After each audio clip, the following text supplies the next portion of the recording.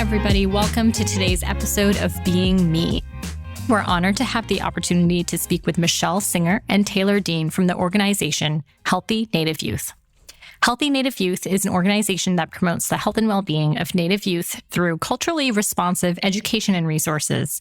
Their mission is to provide access to accurate information and support for Native youth on various topics, including sexual health, mental health, substance abuse prevention, and healthy relationships.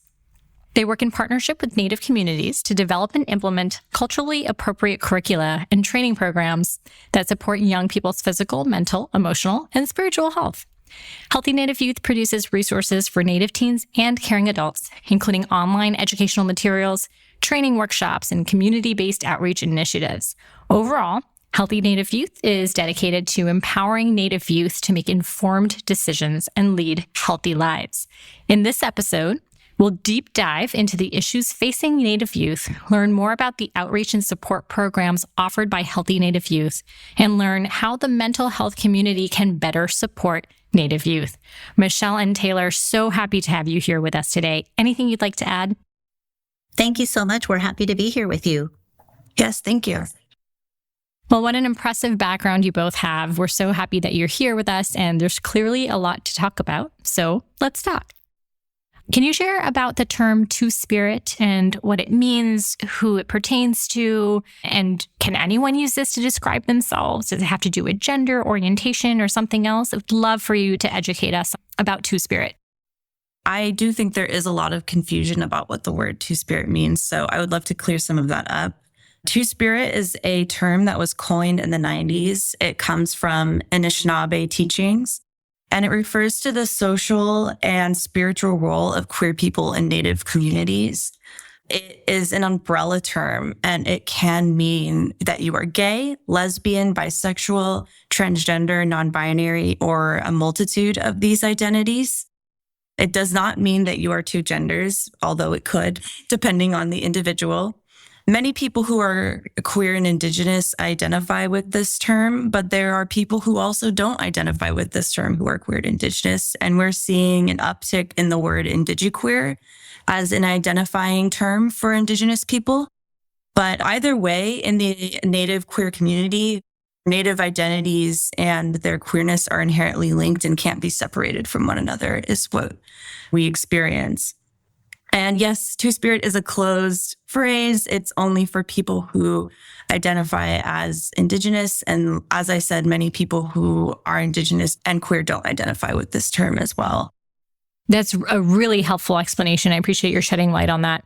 I'm wondering, how can non-Native clinicians and service providers best support young people who identify as being Two-Spirited in a culturally appropriate manner?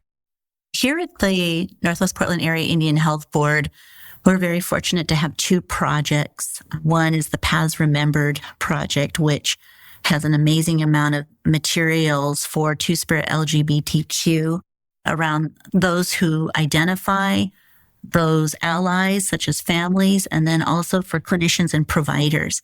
We have a Celebrating Our Magic Toolkit, which lays out information for caring adults and providers about how to provide and offer culturally competent, gender-affirming care to our young people. We also have an Indian Country Echo.org, which is specifically for clinicians, for the medical community that offers training, technical assistance, even other types of support to clinicians around the topics of Two-Spirit LGBTQ health. So we really like to be able to make sure that our young people who identify, our diverse relatives that identify Two-Spirit LGBTQ, that they're getting the proper care, having that safe space when they come into community or health center environments, and educating them on everything from the pronouns to making sure that they feel safe, comfortable, and get the care that they need in a culturally responsive way.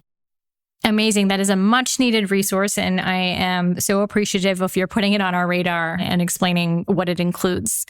One last thing that I wanted to share. So in preparing for this podcast, we read about the Navajo Nation Pride celebration in Window Rock, Arizona, and they use a really wonderful hashtag for their outreach. It's #WeAreSacred, which I thought was just a really beautiful and inclusive statement. Can you share a little bit about how Pride is celebrated in Native communities? Yeah. So I'm a member of the Puyallup tribe, and we are one of the first people to celebrate our own Pride Month in June. We have a Pride Festival. We have vendors come. We have guests come to the event. I believe that our Two-Spirit Paths Remembered project has been invited as well.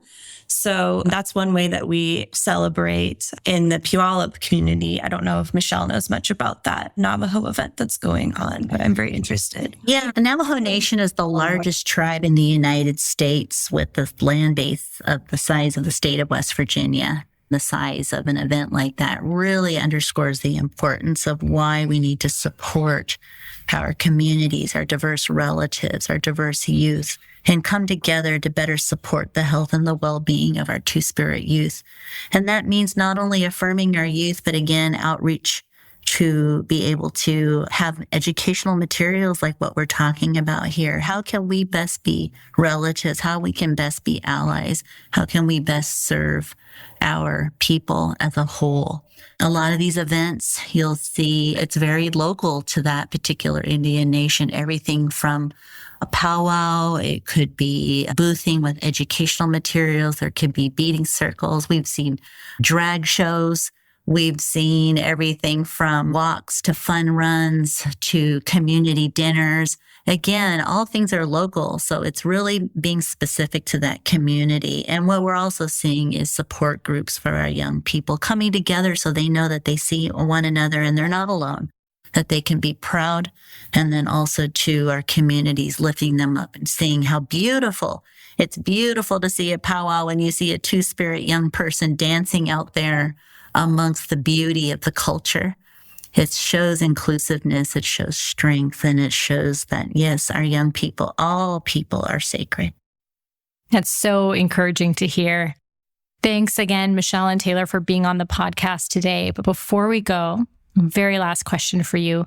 What advice do you have for teens, specifically for Native teens? Never give up on trying to find out who you are, even if people don't understand why your culture or your gender identity are important to you. Just keep looking, keep finding, keep being introspective, keep asking questions, keep trying to find somebody that you can relate to that makes you feel safe.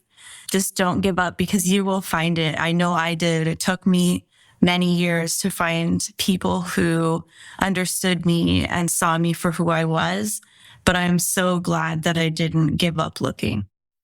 My advice to young people today would be enjoy this time in your life, even though it may be challenging, it may be frustrating, but also too, there is a beauty in living a life today. There's so many that came before you that dreamed about you. You are here. And that right there is a means for celebration. Always know that there's those that come before you that are there for you. And then there's also that those who come before you and are with you who are older are looking to you to help them so that you can stand side by side and know where we're going. If anything, always know that one of our Native teachings that I think is universal for all people is love, patience, honesty, humility, and gratitude. That we all are one on this earth and we all have to live together, but we need each other and we need you as young people. So we look forward to seeing the journey that's ahead for you, and we'll continue to be with you and support you. I love that. Michelle, Taylor, again, thank you so much. We are so grateful for your joining us. Until next time, this is Dr. Neha Chaudhary, along with our podcast producer, Derek Baird, reminding you to keep being you.